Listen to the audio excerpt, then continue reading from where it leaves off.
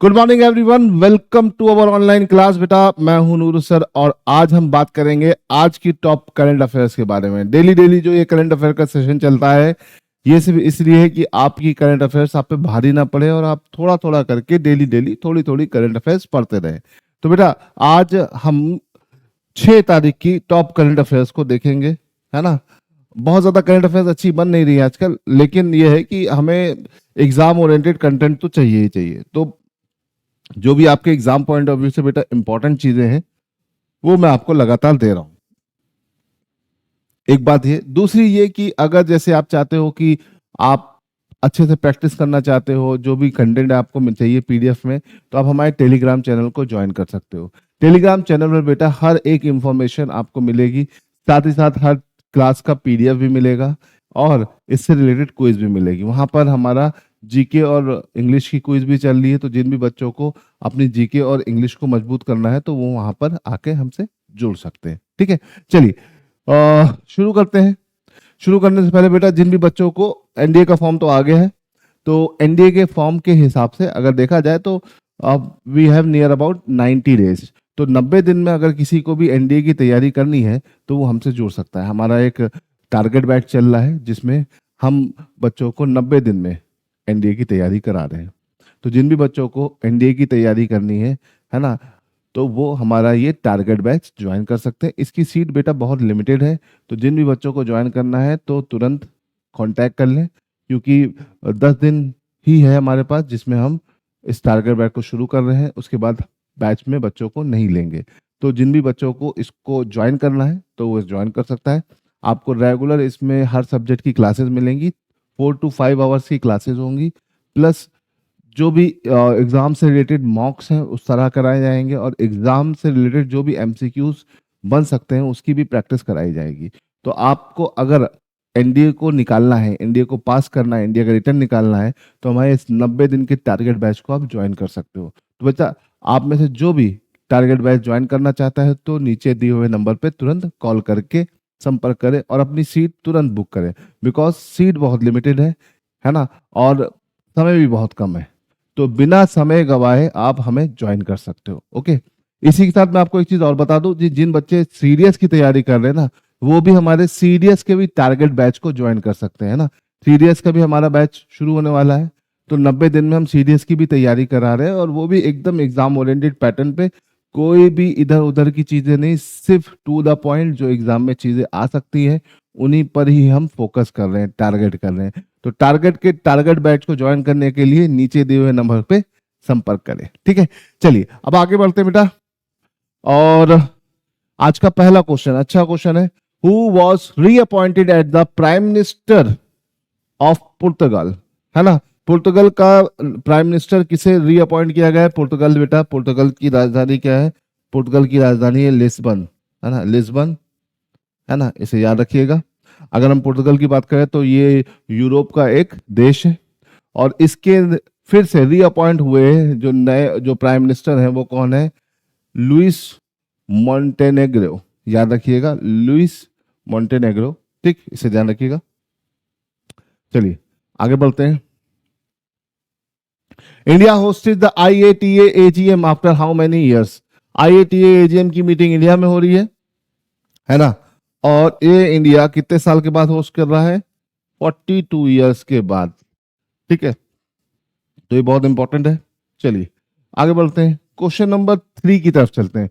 Which Indian state celebrate the 50th anniversary of statehood in May? तो भैया कौन सा इंडियन स्टेट अपनी 50वीं एनिवर्सरी सेलिब्रेट कर रहा है? तो बेटा वो आपका सिक्किम है ना। सिक्किम इंडिया का एक स्टेट आज से 50 साल पहले बना था, है ना। तो आज से 50 साल पीछे जाएंगे तो सिक्किम हमारा एक देश बना था 1975, है ना, याद रखिएगा। ठीक है, और 36 कॉन्स्टिट्यूशनल अमेंडमेंट के तहत ऐसा हुआ था। तो बच्चों इसे ध्यान रखिएगा। और अगर हम बात करते हैं 36 कॉन्स्टिट्यूशनल अमेंडमेंट 1975 में हुआ था और इसके तहत इंडिया का ये 22nd स्टेट बना था। देखो इनिशियली सिक्किम भारत का हिस्सा नहीं था, है ना, ये एक अलग क्षेत्र में आता था। 75 में आपका ये पूरा फुल फ्लेज स्टेट बना। पहले 74 में 35 कॉन्स्टिट्यूशनल अमेंडमेंट के तहत ये भारत के कंट्रोल में आया, और फुल फ्लेज स्टेट बनने के लिए इसके लिए भारत सरकार ने एक संशोधन किया। क्योंकि बेटे संविधान संशोधन हम तब करते हैं जब भारत में किसी बाहर की टेरिटरी को मिलाते हैं या भारत से किसी टेरिटरी को अलग करते हैं, तो संविधान संशोधन होता है। तो सिक्किम भारत का एक स्टेट बना। किस नंबर का स्टेट बना? 22वां स्टेट बना। किस संविधान संशोधन के तहत? With by which constitutional amendment? 36 constitutional amendment 1975। इसे याद रखिएगा, छोटी छोटी चीजें हैं जो पेपर में आ जाती हैं और अक्सर आपको बहुत परेशान करती है। 35 कॉन्स्टिट्यूशनल अमेंडमेंट से भारत का एक हिस्सा बना, स्टेट नहीं बना, भारत के कंट्रोल में आया और बाद में ये भारत का एक स्टेट बन गया। याद रखिएगा, सिक्किम की जब हम बात करते हैं तो सिक्किम बहुत छोटा सा स्टेट है, और जब भी हम बात करते हैं कि ऑर्गेनिक स्टेट, इंडिया का पहला ऑर्गेनिक स्टेट, तो सिक्किम इंडिया का पहला ऑर्गेनिक स्टेट भी है। याद रखिएगा, सिक्किम का कैपिटल बेटा गैंगटॉक है, और सिक्किम काफी ज्यादा पॉपुलेशन वाला स्टेट नहीं है, है ना। अगर हम बात करें तो इंडिया में सबसे कम पॉपुलेशन कहाँ पर है? सिक्किम में। ठीक है, ठीक है, याद रखिएगा, पॉपुलेशन के मामले में सबसे छोटा स्टेट है, पॉपुलेशन के मामले में। ठीक है, लेकिन अगर हम पॉपुलेशन डेंसिटी की बात करते हैं बेटा, है ना, किसकी? पॉपुलेशन डेंसिटी के मामले में सबसे छोटा स्टेट, है ना, ये सब स्मॉलेस्ट स्टेट की मैं बात कर रहा हूँ। स्मॉलेस्ट स्टेट पॉपुलेशन डेंसिटी के मामले में सबसे छोटा है अरुणाचल प्रदेश, है ना। स्मॉल पॉपुलेशन डेंसिटी का मतलब होता है 1 किलोमीटर स्क्वायर पर कितने लोग रह रहे हैं, तो अरुणाचल प्रदेश में सबसे कम रहते हैं। और क्योंकि अरुणाचल प्रदेश काफी बड़ा है तो वहां पे काफी ज्यादा पॉपुलेशन हो जाती है सिक्किम के कंपैरिजन, क्योंकि सिक्किम बहुत ही छोटा है। तो इसे याद रखिएगा, ये छोटी छोटी बातें हैं जो पेपर में आ जाती हैं और आपको परेशान करके चली जाती है ना। चलिए आगे बढ़ते हैं क्वेश्चन नंबर 4 की तरफ। क्वेश्चन नंबर 4 है, what major defence reform in India implementing 2025? तो भैया भारत में मेजर रिफॉर्म कौन से होने वाले हैं 2025 में? Expansion of nuclear arsenal, establishment of integrated theatre command, creation of new parliament force, paramilitary force, sorry, creation of new paramilitary force, disbanding of certain military unit, है ना। तो बेटा इसका आंसर है theatre command, integrated theatre command बनना।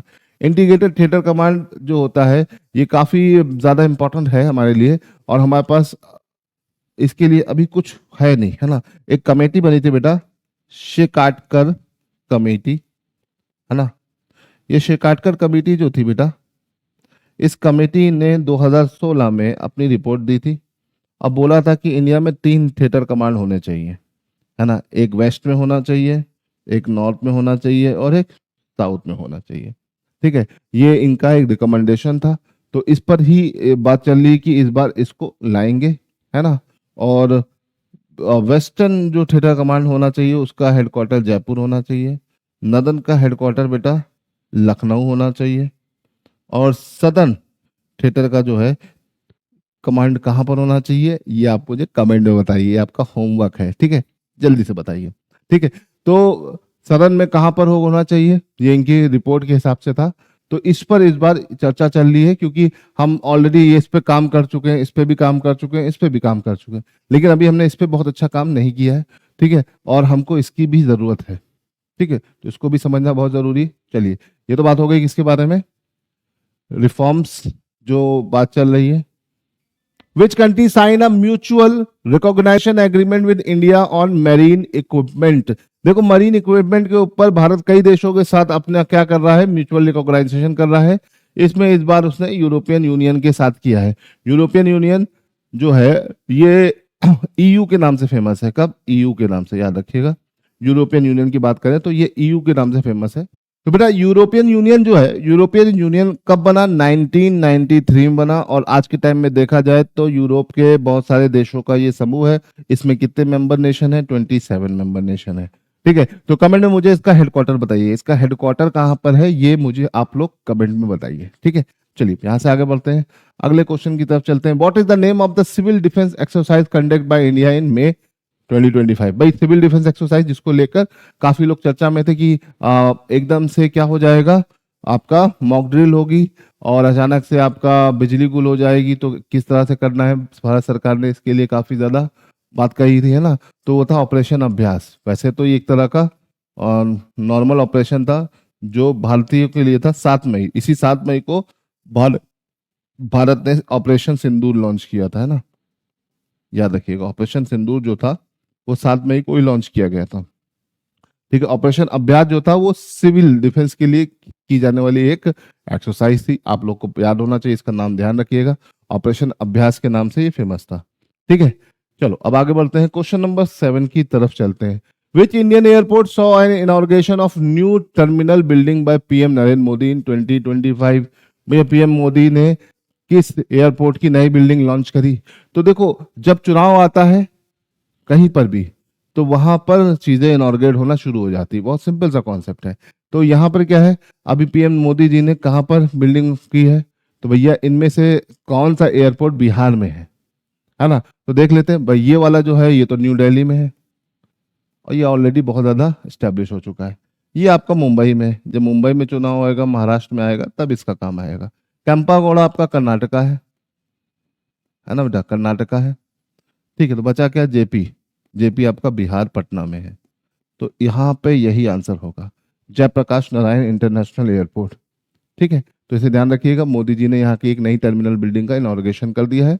और Kempegowda international airport बेटा कहाँ पर है? ये आपका कर्नाटका, बैंगलोर। ठीक है, चलिए आगे बढ़ते हैं, क्वेश्चन नंबर 8 पे चलते हैं। Which global alliance was launch in June 2025 to address drought resilience? है ना भैया, ग्लोबल अलायंस कौन सा शुरू किया गया है? ठीक है, सूखे को रोकने के लिए, है ना। तो ग्लोबल वाटर कंजर्वेशन अलायंस, ठीक है, global alliance for drought resilience, international climate action network, sustainable agriculture coalition. तो बेटा अगर यहाँ पे बात करते हैं तो इसका आंसर क्या है? Global alliance for drought resilation, है ना, resilience, sorry, global alliance for drought resilience. ठीक है, ये क्या है? ये इसका आंसर है। ये ग्लोबल अलायंस लॉन्च किया गया है जून 2025 में, है ना, सूखे से निपटने के लिए। Which Indian city host the 81st annual general meeting of the international air transport association? तो 42 साल के बाद ये कहाँ पर होस्ट हो रही है? इंडिया में। इंडिया में कहाँ पे बेटा? न्यू दिल्ली में। अभी मैंने स्टार्टिंग में भी इसका क्वेश्चन बनाया था। ठीक है, और ये 81st मीटिंग है, इसे याद रखिएगा। तो ये अपने आप में भारत के लिए एक बहुत अच्छी उपलब्धि है और बड़ा क्वेश्चन है। ठीक है, चलो आगे बढ़ते हैं, क्वेश्चन नंबर 10 की तरफ चलते हैं। Which Indian district saw the foundation stone laid for the city gas distribution project in May 2025?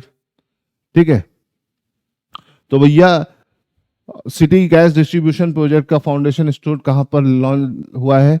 तो वो है अलीपुरदुपुर, अलीपुर दौर और कूच बिहार। ठीक है, ठीक है, याद रखिएगा बिहार। और ये प्रोजेक्ट जो है ये आपका लॉन्च हुआ है रिसेंटली, इसे ध्यान रखिएगा।